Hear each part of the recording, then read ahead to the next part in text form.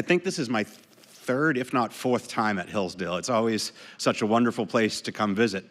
And ironically, it's the place that forced me to put a picture of Karl Marx on my first slide. And I've never done that anywhere before. So Hillsdale has that distinction now. So they asked me to speak tonight on the topic of Marx and the continuing relevance of socialism.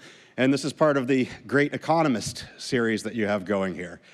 Unfortunately, they asked me to speak on someone who's not a great economist, neither in his time nor ours. I'll say a little bit more about that, but then I'll spend more of my talk on the subtitle that they gave me, which is on the continuing relevance of socialism for us today and some things that we can do about it. I think that's more productive than spending too much time on Karl Marx. So Marx, when he was writing, of course, he's most famously known, a core building block of his theory is the labor theory of value. Now, a lot of people get worked up about this. As any economist who knows history of thought, though, they don't really fault Marx too much about having a labor theory of value, because no economist had a correct theory of value at the time that Marx was writing. Adam Smith had something like a labor or cost of production theory of value. Every economist until 1871 had a flawed theory of value. What Marx was unique on is building from there to the idea that that meant that there was exploitation of labor and the ensuing social dynamics that he spins out in his system, where you can read Smith today and excuse the flawed theory of value and still get a lot of very useful knowledge about how economic systems work. Marx, when you take that away, a lot of the rest of it crumbles away, as does its relevance too. And this all happened in 1871, of course, with Jevons and Menger coming up with the marginal theory of value, that value is about the marginal, the valuation is about the use of the marginal unit to the subjective chooser. So I'll pause here before the Marx today and think about, how about Marx during his time?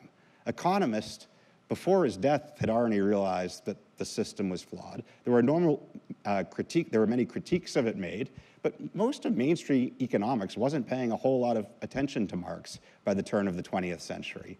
Böhm-Bawerk, of course, a great Austrian economist, had wrote on Marx and the close of his system. But Marx was dead, literally, and kind of figuratively in economics by the early 20th century. So why would someone whose theories were no longer really relevant be resurrected and widely cited and continue to be so today? And there was a paper published this past year by a friend of mine, Phil Magnus, and a former student of mine, Mike McCovey, who's a professor up at Northwood University here in Michigan, called The Mainstreaming of Marx. And they said, what explains Marx's influence? And you see two lines on this chart here. The dark solid line is basically citations to Marx's work, dating from times during Marx's life up through the early 1930s on the far right of that. And the dotted line is what we can call fake Marx. This is a weighted average of other social scientists and thinkers during this time whose citation pattern, when weighted together, nearly accurately mimics Marx right up until 1917. This is something called synthetic control analysis that we use in economics. It's an empirical type of technique.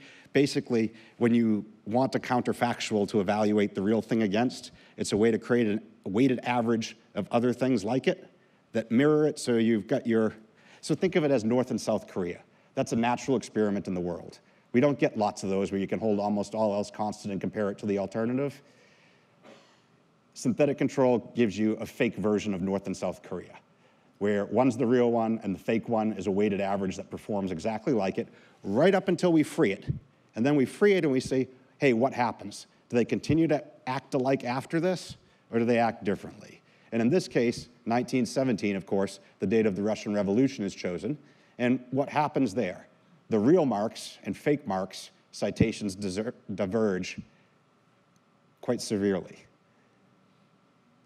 Did all of a sudden someone realized that Marx's writing was correct after all, that mainstream economics had been incorrectly ignoring him?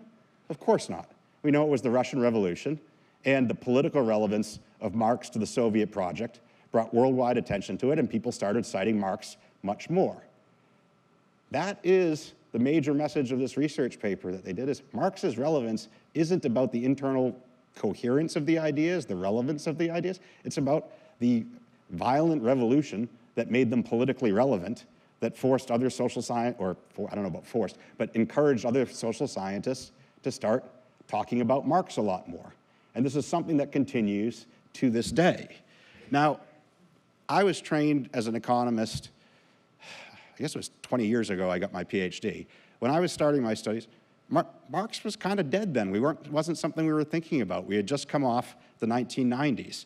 In fact, what some economists have called the Age of Milton Friedman, where we can look and see what's happening in the globe. The left, for you, the left graph shows global economic freedom from 1980 through 2010. And you see a major increase, particularly during the decade of the 90s, as the Soviet Union collapses, Eastern Bloc becomes freed, they start moving more towards markets, capitalism, and more liberal democracy. In fact, I just came a couple days ago from the Mont Pelerin Society meetings in Bretton Woods, New Hampshire.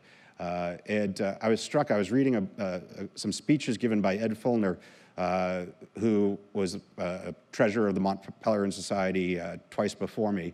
He was president in the mid-90s. It was a series of speeches he's gave, and I was struck by how triumphant the views of Mont Pelerin Society members were at that time, of the retreat of socialism, the rise of global freedom at that time. And it was shortly thereafter that I was earning my PhD, and Marx wasn't really on the radar screen. Unfortunately, that started to change not too long ago. The graph on the right, now of course he was still cited, but it was like by crazy cat ladies. By the way, there seriously was a book published this year called Marx for Cats by Duke University Press. I kid you not. I kid you not. The figure on the right is more zoomed in from 2000, I think, to 2020 of economic freedom that continued to grow globally. Now it's zoomed in, so that's why the line's a lot steeper there. Continued to kind of inch up. The big gains were in the 1990s, but continued to inch up during the 2000s until we get the Great Recession. Then you get a retreat in global economic freedom and a general crisis of belief in capitalism. Not a crisis of capitalism. This was the house that Uncle Sam built that we experienced, not free markets. However, it shook people's beliefs in capitalism, and they started looking more towards alternatives, including the legacy of Karl Marx and socialism.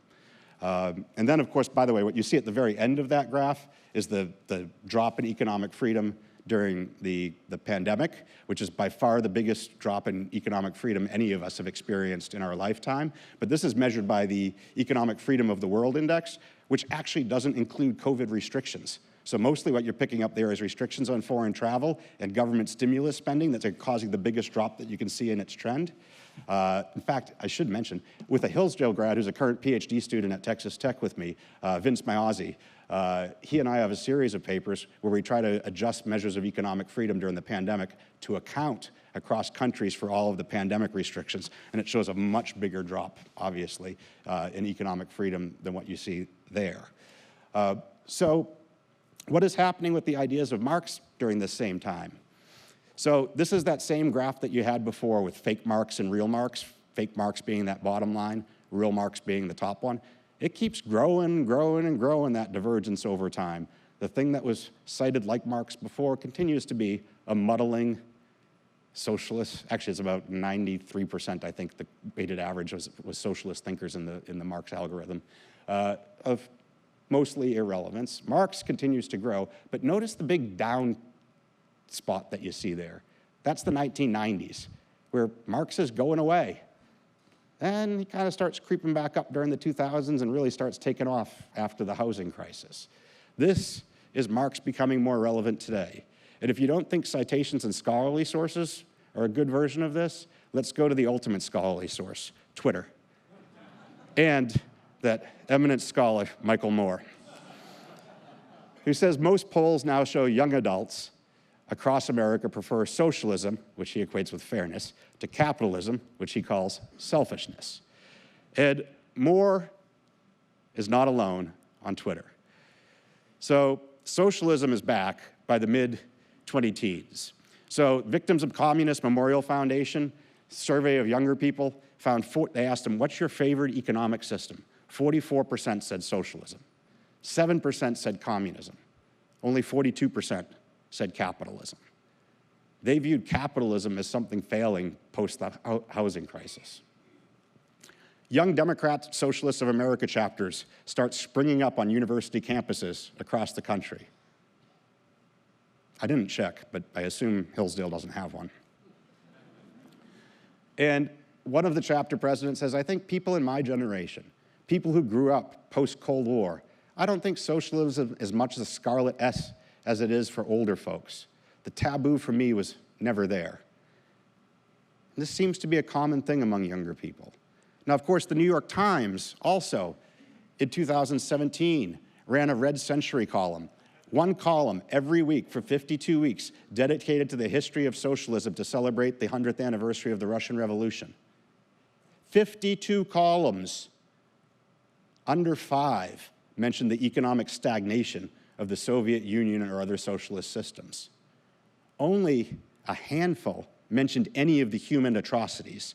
I think 3 of them were on Stalin, 1 of Mao. Lenin, like always, seems to get a pass, even though he did everything evil that Stalin did, just on a smaller scale because he had a stroke when he was 55 years old and couldn't do it for longer. Instead, the New York Times gave us columns like, Why Women Had Better Sex Under Socialism, which, if true, how we weight this against tens of millions of dead bodies and think that it deserves 1 out of the 52 weeks, I am not sure. Other columns, like Lenin's eco-warriors for land being set aside versus the actual environmental record of the Soviet Union, were featured. This is creating a misperception about the functioning and history of socialist systems that were taken up in the name of Marx. Then, of course, we've got politicians like Bernie Sanders running around confusing things and saying he means socialism like countries like Denmark, like Sweden, like Norway, which, by the way, to be fair, it's not just loony left that says things like this about the Scandinavian countries. I've spent a fair bit of time on Fox News, and I've been on with guests who will say, socialist Sweden, because they don't like taxes. We'll get back to this in a second. But both the right and the left mischaracterize Scandinavian countries. And when I was making these slides, I put AOC in there, and I just put a placeholder in insert crazy quote here. I decided it was better to just leave it like that, and you could pick your own. So these disturbing trends were what my co-author and good friend Bob Lawson and I were observing in the mid-teens, and said, rather than being our normal egghead academic selves and writing another journal article that 3 people will read, why don't we try to do a different project and reach a wider audience about the actual functioning and practice of socialist economic systems? So we wrote the book that was mentioned in my introduction, Socialism Sucks, 2 economists drink their way through the Unfree World, which is an Anthony Bourdain-style first-person travel book, but replaced food with the economics and history of socialist systems. And the subtitle accurately describes how Bob and I spend our time when we're doing this. And in fact, actually, the alcohol becomes a metaphor for the functioning of the economies as we go through around the world. So this is not a book talk. It's a talk about the continuing relevance of socialism, but I'm going to look at some of the ideas I learned about socialism while doing this book from young people in the United States today and say, what do our travels have to inform the ideas that these young people were having about socialism? So our tour went from Sweden to Venezuela to Cuba to Korea to China, Russia, Ukraine, Georgia, and we ended back in the USSA at the largest socialist gathering in the United States, of course, celebrated in Chicago over the 4th of July. Not exactly how I usually like to spend my Independence Day holiday. So let's actually start at the back then and say, what were these kids thinking?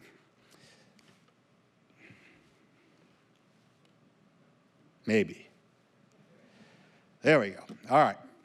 So By the way, attending this conference was quite different. There's absolutely nobody dressed like this. There were no blue blazers, actually, including among us. Bob, who's a native of Cincinnati, wore his Cincinnati Reds cap, which I don't think anybody got the joke when we were there. But we weren't there to argue with these kids or even educate them. We were there for research. I wanted to find out, what were they thinking? What is it that brings all of them there to this conference? And when I say no one looked like this, I didn't really need to show you my clothes. I could have just done this, because there's basically no middle-aged people at this conference. So it was a few years ago. I was around 40. Bob was around 50. There was nobody in that age group.